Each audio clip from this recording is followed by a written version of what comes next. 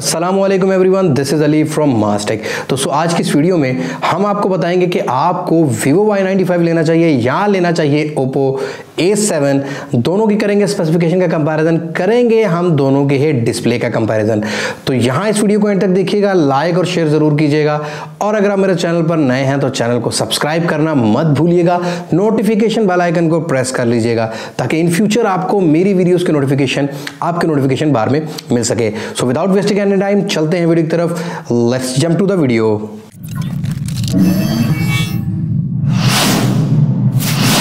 जी हाँ दोस्तों, यहाँ 40,000 मैं बात कर रहा हूँ पाकिस्तानी व्यूअर्स के लिए।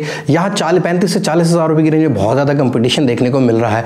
यहाँ आए दिन हमें नए फ़ोन देखने को मिल रहे हैं, तकरीबन सारी ही चाइनीज़ ब्रांड्स की कंपनी से। इवन सैमसंग भी अपने बहुत सारे अच्छी डिवाइसेस रेंज में लाने की कोशिश कर रहा है। तो आज हम कंपेयर करेंगे दो इसी रेंज के फ़ोन हैं, एक है वीवो का Y95 और दूसरा है ओप्पो का A7।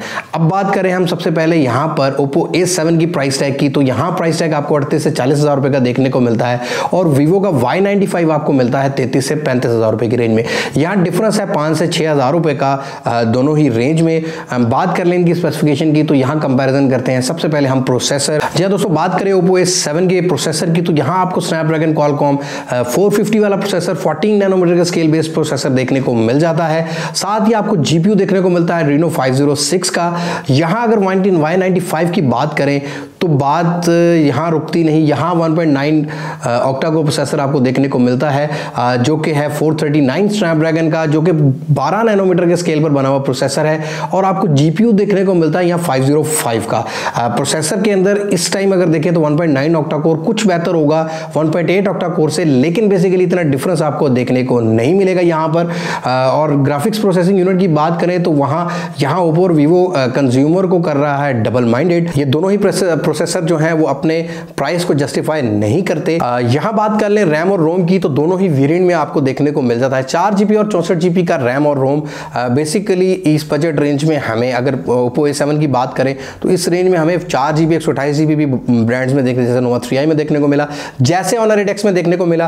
तो Y95 और Oppo A7 में से अगर रैम और रोम की बात करूँ तो वही 4GB वाली 64GB वाली रैम मुझे Y95 में मिलती है 33-34 हज़ार रुपये की रेंज में। अब बात कर लें इनकी दोनों के डिस्प्ले की, तो यहाँ Vivo को Y95 के अंदर आपको 6.22 इंचेस का डिस्प्ले देखने को मिलता है। 720x1080p के पिक्सल्स को सपोर्ट करता है, जो कि आता है 91% बॉडी इंटू स्क्रीन रेशो में नॉच डिस्प्ले में। और बात करें Oppo A7 की, तो यहाँ आपको 6.2 इंचेस का डिस्प्ले देखने को मिलता है, जिसकी बॉडी इंटू स्क्रीन रेशो 89% की है, और ये भी 720x1080p पिक्सल्स को सपोर्ट करता है।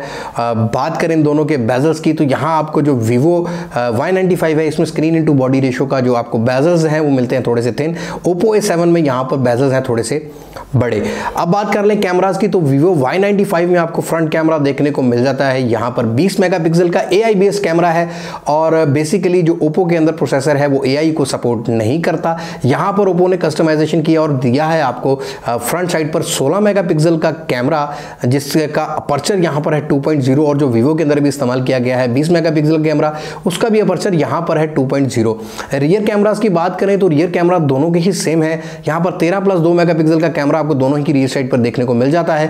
13 मेगापिक्सल का यहाँ पर अपर्चर 2.2 है, और जो डेप्थ सेंसर के लिए 2 मेगापिक्सल का कैमरा है उसका अपर्चर है यहाँ पर 2.4। जी हाँ दोस्तों, बात कर लेते हैं आप बैटरीज की, तो यहाँ पर वो Oppo के अंदर आपको 4230 mAh की मिलती है बैटरी। Y95 Vivo के फ़ोन के अंदर आपको मिलती है 4030 mAh की बैटरी। थोड़ा सा ही डिफरेंस है दोनों की बैटरीज में। अब बात कर लेते हैं यहाँ ऑपरेटिंग सिस्टम की, तो Oppo के अंदर आपको अपना कलर ऑपरेटिंग सिस्टम देखने को मिलता है Oppo वाला ही 5.2 वाला। यहाँ पर Y95 के अंदर आपको फन टच ऑपरेटिंग सिस्टम देखने को मिल जाता है, जो कि 4.2 या 4.0 के राउंड अबाउट इनका है सॉफ्टवेयर ऑपरेटिंग सिस्टम। अगर कलर्स की बात करूं तो कलर्स दोनों ही फोन्स के सैचुरेशन डिस्प्ले की, पर्सनली मुझे Oppo और Vivo की सैचुरेशन इतनी पसंद नहीं है।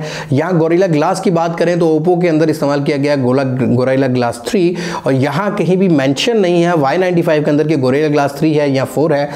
लेकिन अगर देखी जाए तो जो रिसेंटली Vivo का यहाँ पर है एक्सपीरियंस, वो है कि गोरिल्ला ग्लास 4 तक इस्तेमाल करता है अपना Vivo अपने इस बजट रेंज के फ़ोन में। हैं।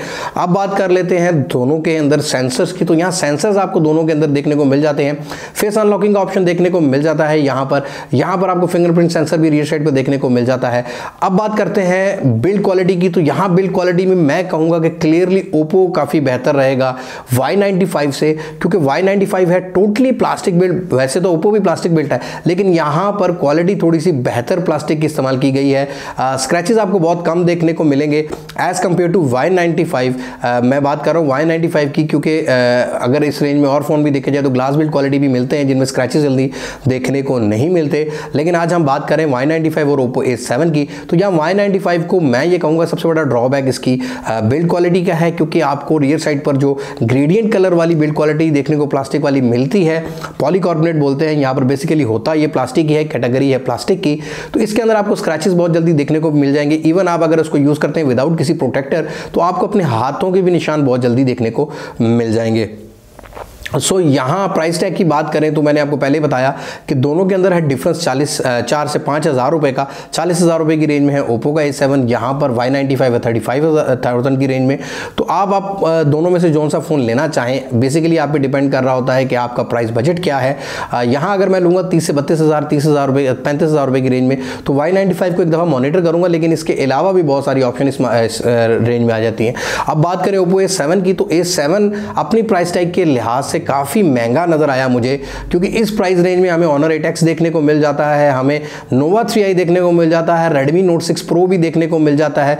यहाँ पर हमें Vivo का ही फ़ोन V11 देखने को मिल जाता है जो कि 1080p रेजोल्यूशन में आता है। तो ओप्पो A7 को सबसे बड़ा ड्रॉबैक यहाँ पर अपने प्राइस टैग का है। आपको अगर मेरी इन्फॉर्मेशन पसंद आई है तो लाइक और शेयर ज़रूर कीजिएगा, और मुझे कमेंट सेक्शन में बताइएगा कि अगर इन दोनों में से कोई फ़ोन आप इस्तेमाल कर रहे हैं तो आपका एक्सपीरियंस इन दोनों फ़ोन्स का कैसा है, कैसा नहीं। अगर आप लेना चाह रहे हैं कैमरा कंपैरिजन इन दोनों ही फ़ोन्स का, तो कमेंट्स में मुझे मेंशन करें कि आपको चाहिए कैमरा कंपैरिजन या चाहिए स्पीड टेस्ट। तो जिसकी होगी ज़्यादा डिमांड, जल्दी मिलेगी उसकी वीडियो आपको मेरे चैनल पर। सो अगली वीडियो तक के लिए यहाँ पर मुझे इजाज़त दीजिए। मैं हूं अब्बास मास टेक से। अल्लाह हाफिज़।